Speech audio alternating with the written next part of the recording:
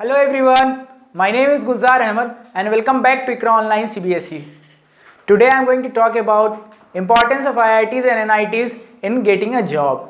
आज हम लोग बात करेंगे कि IITs और NITs कैसे आपको मदद करता है जॉब लेने में. So let's start our video. तो सबसे पहला पॉइंट जो है, सबसे पहला इंपॉर्टेंट पॉइंट जो है वो है higher opportunity. IITs and IITs में बहुत ज़्यादा अपॉर्चुनिटीज़ रहता है. Opportunity means what? Opportunity means companies. बहुत सारी कंपनीज जो है वो आती है, तो बहुत सारी अपॉर्चुनिटी रहती है आपके पास कि आप किसी भी कंपनी में जाकर जॉब ले सकते हो, किसी भी कंपनी का इंटरव्यू दो. अगर आपको कंपनी पसंद नहीं है तो उस कंपनी में बैठ नहीं सकते हो, बैठो नहीं. सबसे अच्छी बात, अगली जो कंपनी आएगी उसमें बैठ जाना, ऐसा सीन बनता है. तो आपको जो पसंद हो वो कर सकते हो. बहुत सारी कंपनी आएगी, जैसे मैं 2-4 कंपनी का नाम बता दूं, जैसे hero, Bajaj, L&T, Tata group में टाटा मोटर्स, टाटा स्टील, ये सब ऐसी कंपनीज जो बहुत फेमस है, जो बहुत बड़ी है, ये सब कंपनीज आती है. थर्मैक्स, जिंदल स्टील ये ग्रुप है. ये आदित्य बिरला ग्रुप, आपने नाम सुना होगा आदित्य बिरला का, बहुत फेमस है.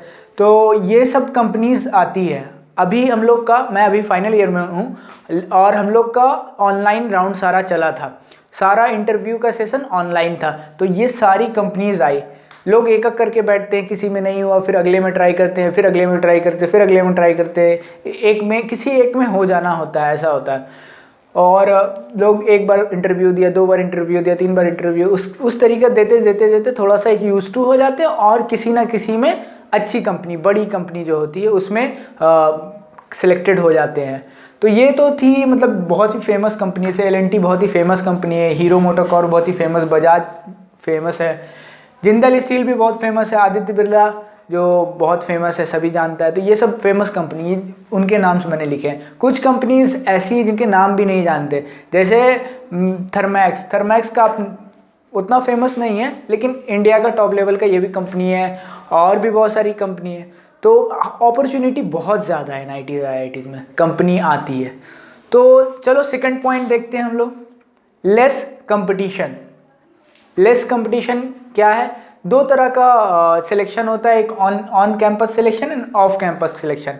ऑन कैंपस सिलेक्शन मतलब कॉलेज में रहते हुए आपका सिलेक्शन हो जाए. ऑफ कैंपस सिलेक्शन का मतलब, ऑफ कैंपस का मतलब ये हुआ कि आप कॉलेज से बाहर गए किसी कंपनी के लिए, किसी कंपनी में आप अपना CV भेजा आपने और वहाँ से आपका सिलेक्शन हो रहा है. तो देखो, ऑन कैंपस में आपके डिपार्टमेंट में कितने बच्चे रहेंगे?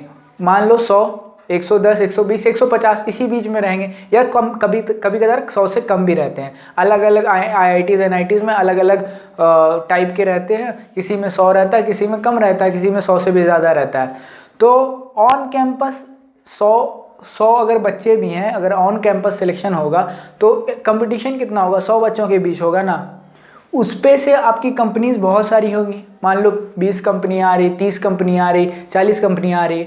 तो उस हिसाब से ऑन कैंपस में कंपटीशन बहुत कम रहता है. आपको 10 लोगों, 15 लोगों, 20 लोगों के बाद मतलब कंपटीशन आपको फेस करना पड़ेगा. लेकिन ऑफ कैंपस जाओगे तो हज़ारों लोग हैं, बहुत सारे लोग हैं, तो कंपटीशन बहुत ज़्यादा होगा ऑफ कैंपस. इसलिए हम लोगों को बोला जाता है कि फ्रेशर्स में ही कोई भी कंपनी ले लेनी चाहिए. एटलीस्ट हमें एक्सपीरियंस तो होगा. तो कॉलेज में अगर ऑन कैंपस एनी हाउ आपको ले लेनी चाहिए. Now the third point, best package. ये बहुत अच्छी बात होती है, सैलरी वाली बात, कि सभी आदमी देखता है कि सैलरी क्या है. मैं जब छोटा था तो IITs NITs के बारे में ऐसे पढ़ता था कि आज 1.5 करोड़ का माइक्रोसॉफ्ट की कंपनी में लगा है किसी को जॉब. तो वो सोच के मैं भी सोचता था कि अच्छा हम भी पहुंच जाएंगे वहाँ, तो इतना का लगेगा, ये होगा वो होगा. एक्चुअली वो तो सच रहता है, लेकिन ऐसे लोग बहुत कम रहते. 1 का, 2 का, 3 का, इतना ही का लगता है, ज़्यादा का नहीं लगता है. लेकिन जो एक मतलब एक इंजीनियर के हिसाब से जो एक ठीक ठाक सैलरी है वो IITs NITs में मिल जाती है. और जितनी मिलनी चाहिए, better than others. Private college में उतनी नहीं मिल पाती है, लेकिन IITs NITs में एक ठीक ठाक लेवल की, अच्छी लेवल की मैं बोलूँगा कि पैकेज मिल जाता है. और सबसे ज़्यादा आपको IITs में मिलेगा. क्यों? क्योंकि वही कंपनी, अगर आपको वही कंपनी, जैसे सपोज माइक्रोसॉफ्ट अगर IITs में जाएगी तो वो अपना सैलरी वो जो है वो बढ़ा कर जाती है. क्यों? IITs बेटर होता है NITs से से अदर कॉलेज से NITs बेटर होता है, इसलिए NITs में वही कंपनी जाएगी तो IITs के रिस्पेक्ट में थोड़ा कम देगी। सपोज़ 1 करोड़ दे रही है IITs में किसी को माइक्रोसॉफ्ट, तो NITs में आएगी 35-40 के आसपास देगी, 35 लाख 40 लाख। और दूसरे कॉलेज में और नीचे जाते जाएंगे तो वो और घटता जाएगा। तो इसलिए अगर किसी को IITs मिल रहा है तो बहुत अच्छी बात है, और उसमें अगर अच्छे डिपार्टमेंट्स मिल रहे हैं तो और अच्छी बात है। डिपार्टमेंट चूज़ करना एक बहुत बड़ा वो इम्पॉर्टेंट टास्क है। तो चलिए आगे देखते हैं। Now the 4th point is competitive environment. Competitive environment कैसे हेल्प करेगा आपको जॉब लेने के लिए?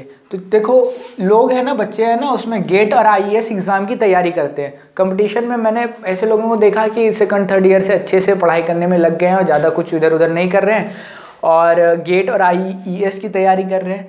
तो इससे ठीक है भाई, गेट की एग्ज़ाम निकलेगा, IAS की एग्ज़ाम निकलेगा। तो इससे कंपनीज जो है ना, कुछ कंपनी गेट स्कोर देखती है। तो गेट स्कोर देखती है तो वहाँ से आपको कंपनीज़ के लिए थोड़ा फ़ायदा हो जाएगा। अगर आपने गेट की तैयारी की है, एग्ज़ाम में कम से कम एक अच्छा लेवल किया है, तो आपको वहाँ के स्कोर से आपको फ़ायदा होगा। तो अगर IITs NITs में ऑलरेडी इतना कंपटीशन के बाद ही आते हैं और वहाँ पर भी कम्पिटिटिव इन्वायरमेंट मिल रहा है, तो आप और डेवलप करोगे खुद से। Now the 5th point is career. Actually जब छोटे रहते हैं हम लोग, जब 11th 12th में, तो हमें बोला जाता है कि एक बार पहुंच जाओ IIT NIT या फिर एक बार मेडिकल निकाल लो, तुम्हारा करियर बन गया, एक बार निकाल लो। तो एक्चुअली में इसलिए ये बोला जाता है क्योंकि आप किसी भी कॉलेज का उठा लो, 70 to 80% प्लेसमेंट हो जाता है। 70 to 80%। It may happen that 70 से कम हो, किसी कॉलेज में 60% हो। इट मे हैपन दैट 80 से भी ज़्यादा हो सकता है प्लेसमेंट। जैसे कंप्यूटर साइंस और IT इंफॉर्मेशन टेक्नोलॉजी के ब्रांच में 80% से भी ज़्यादा प्लेसमेंट होता है, 90%, 95% ऐसा प्लेसमेंट होता है। तो एक एवरेज मैं बता रहा हूँ कि 70 to 80% प्लेसमेंट होता है, मतलब आपका भी चांस बनता है कि अच्छा इसमें आपका हो जाएगा। इसलिए बोलते हैं कि अच्छा एक बार पहुँच जाओ कॉलेज, तुम्हारी कैरियर बन गई। Now the last point is government job. Government job कैसे मिलेगा आपको IITs NITs के जरिए?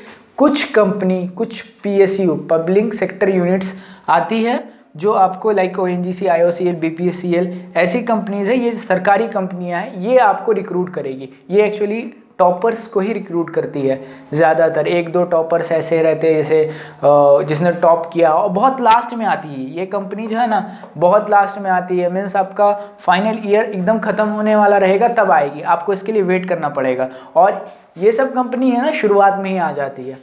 तो ये सारे पॉइंट्स थे। अगर आप IITs NITs में मतलब अगर आप चले जाते हो तो आपको बहुत फ़ायदा होगा जॉब लेने में। तो चलिए, अगर आपको कुछ पूछना रहे तो आप प्लीज़ कमेंट बॉक्स में पूछना, मैं हर चीज़ का जवाब दूंगा। और अगर कोई भी सवाल हो रिगार्डिंग गेट, रिगार्डिंग किसी और चीज़ के बारे में, जैसे डिपार्टमेंट्स के बारे में कि डिपार्टमेंट्स कौन सा लेना चाहिए नहीं लेना चाहिए, ये सब सवाल जनरली आते रहते हैं कि हम तो ठीक है NIT IIT क्वालिफाई कर लिए, अब आगे का क्या सोचना है। तो ऐसे सवाल अगर आपके मन में हो तो कमेंट बॉक्स में ज़रूर लिखना, मैं उसका हर कमेंट बॉक्स का जवाब दूंगा। और अगर ये वीडियो अच्छा लगा, अगर ये वीडियो अच्छा लगा तो अपने दोस्तों के भी शेयर करना, क्योंकि दूसरे लोगों को भी ये बहुत ज़रूरत है ये चीज़ समझने के बारे में। सो ट्राई करना जितना ज़्यादा हो सके IITs और NITs में लेने की कोशिश करना।